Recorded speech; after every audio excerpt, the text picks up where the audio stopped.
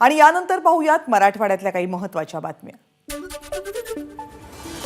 पाझर तलावात गेलेल्या जमिनीच्या मोबदल्यात मावेजा देण्यासंदर्भात बीड न्यायालयाचा 2016 सालचा निर्णय, पण 2016 ते 2022 या काळात 6 पानं बदलण्यात आल्याचा प्रकार उघडकीस, अज्ञाताविरोधात गुन्हा दाखल। ऊसतोड कामगारांच्या मजुरी दरवाढीसाठी कामगार संघटना, वाहतूकदार आणि मुकादम संघटना संपावर जाणार, मागण्या मान्य झाल्या नाही तर तीव्र आंदोलन। ऊसतोड मजूर संघटनेचं 6 जानेवारीला आंदोलन, पंकजा मुंडे आंदोलनात सहभागी होणार।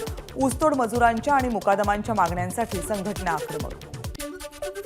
लातूर जिल्ह्यातल्या गाधवड गावातल्या मराठा बांधव उपोषणासाठी 70 ट्रॅक्टर घेऊन मुंबईला जाणार। 20 जानेवारीला शिधा सामुग्रीसह मुंबईला रवाना होणार, बैठकीत निर्णय। नांदेड रेल्वे स्थानकात आग लागली, रेल्वे दुरुस्तीची व्यवस्था असलेल्या ठिकाणी उभ्या असलेल्या ट्रेनला आग लागली।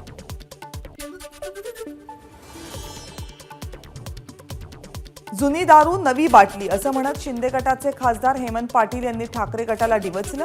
4-5 लोकांना चॉकलेट देऊन आमदार बनवलं। ठाकरे गटाचे संपर्क प्रमुख बबनराव थोरात यांच्यावर टीकास्त्र।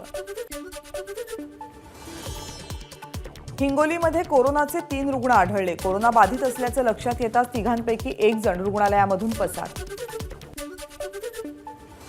परभणीतल्या 38 शाळांमधील 154 शिक्षक आणि शिक्षकेतर कर्मचारी बडतर्फ। बोगस नोकर भरती प्रकरणात 154 जणांना दाखवला घरचा रस्ता, दोषींवर कारवाई करण्याचे आदेश।